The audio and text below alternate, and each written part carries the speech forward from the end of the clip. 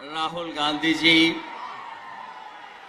मंच पर उपस्थित समाजवादी पार्टी के हमारे जिलाध्यक्ष से लेकर के सभी नेता, विधायक, पूर्व विधायक, संगठन के सभी पदाधिकारी, कांग्रेस पार्टी के सभी जिम्मेदार नेता, पार्टी के पदाधिकारी और मंच पर उपस्थित इंडिया गठबंधन के सभी सहयोगी दल के नेता और इस चुनावी जनसभा में मैं देख रहा हूं जहां पंडाल में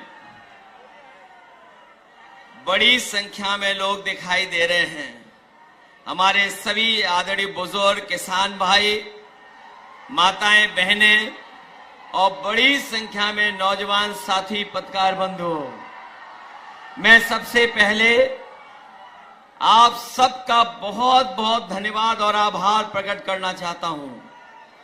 मैं देख रहा हूं जहां पंडाल हमारा भरा दिखाई दे रहा है, पंडाल जहां नहीं है, हमारे दाईं तरफ दूर तक और बाईं तरफ बड़ी संख्या में और पीछे पेड़ों से लेकर के एम्बुलेंस से आगे तक और इस मंच के दाएं और बाएं ओर बड़ी संख्या में लोग दिखाई दे रहे हैं।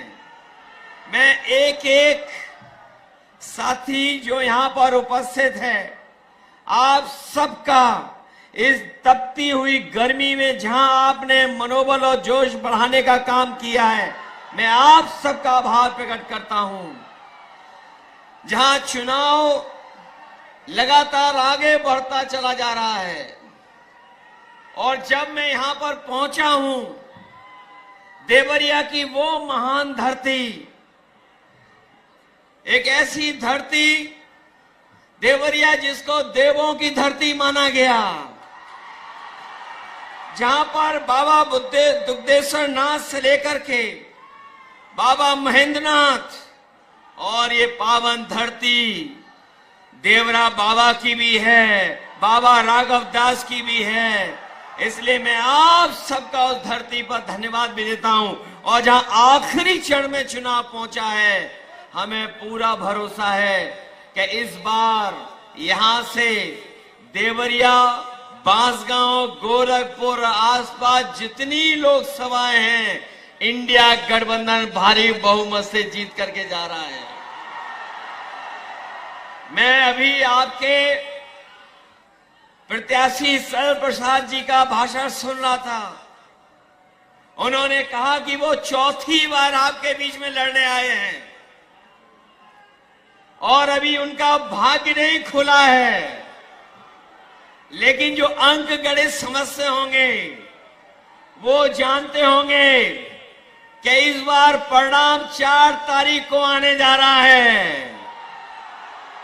हमारे सरल प्रसाद जी, जिनका चुनाव चिन्ह कांग्रेस का है हाथ, ये न केवल जीतने जा रहे हैं बल्कि रिकॉर्ड मतों से जीत करके जाएंगे।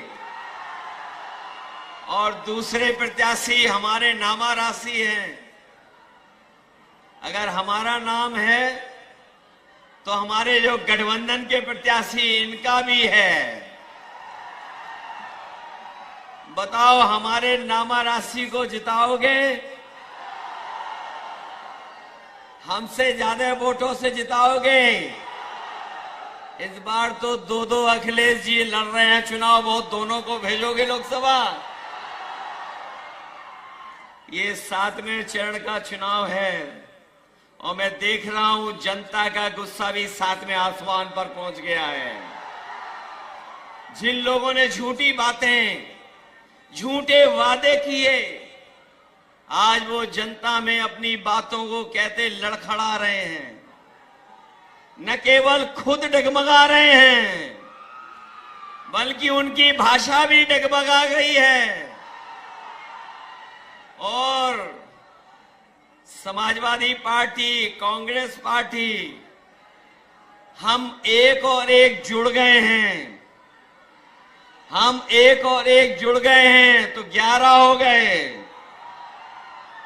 और वो लोग एक और एक लड़ गए तो बताओ 0 हो गए कि नहीं हो गए? जो कहते थे डबल इंजन की सरकार है, जो कहते थे डबल इंजन की सरकार है, लेकिन पता नहीं इनके डबल इंजन देवरिया आते आते इनका धुआं क्यों निकल जाता है। हमारे देवरिया और आसपास के लोग जानते होंगे, इन्होंने धोखा दिया, विकास को रोक दिया। वो जो सपने दिखाए थे कि किसानों की आय दोगुनी हो जाएगी, न आय दोगुनी हुई। और जिन साथियों ने आंकड़े पढ़े होंगे वो जानते होंगे कि जब से बीजेपी की सरकार दिल्ली में आई है, 1 लाख किसान ने आत्महत्या की है। न केवल किसानों ने आत्महत्या की, बल्कि किसानों के खिलाफ भी लोग काले कानून भी लेकर के आए थे। मैं अपने किसानों को बधाई देना चाहता हूं कि यहां का किसान और पूरे देश का किसान एक हो गया और उसने काले कानून को लागू नहीं होने दिया। तभी पीछे हटा जब सरकार को पीछे हटना पड़ा।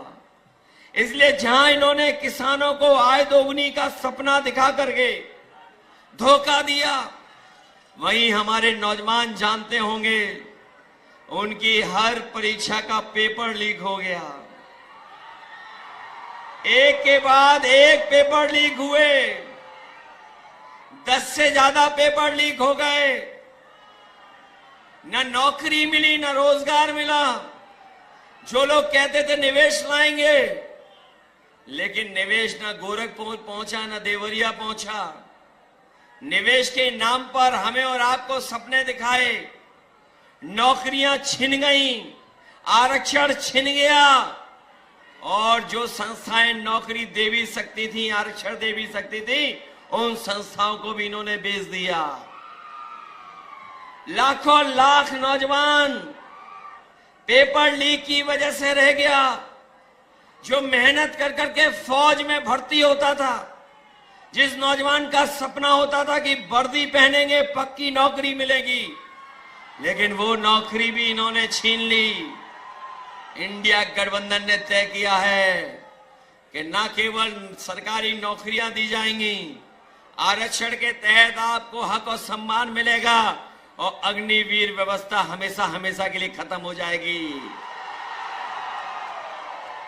महंगाई बढ़ा दी, बताओ महंगाई कहां पहुंचा दी। जो चीजें महंगी हुई वो हम और आप जानते हैं। चाहे जो भी जरूरत की चीज हो, सब महंगी हो गई। डीजल, पेट्रोल, खाद, डीएपी सब महंगा हो गया।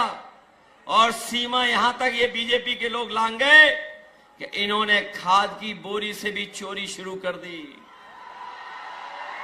बताओ खाद की बोरी से चोरी हुई कि नहीं हुई?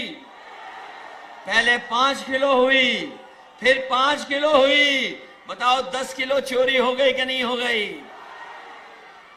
मैं कभी कभी सोचता हूं ये बोरी की चोरी कहां से सीख करके आए हैं। वो देखा होगा बाजार में आपने पार्ले जी बिस्किट पैकेट, पहले इतना बड़ा आता था, अब कितना बड़ा हो गया। जैसे जैसे महंगाई बढ़ी उन्होंने मुनाफा कमाना शुरू किया। बताओ वो बड़ा पैकेट छोटा हो गया कि नहीं हो गया? इनकी सरकार आ गई तो आप देख लेना, पार्ले जी बिस्किट पैकेट का 1 बिस्किट वाला पैकेट मिलेगा।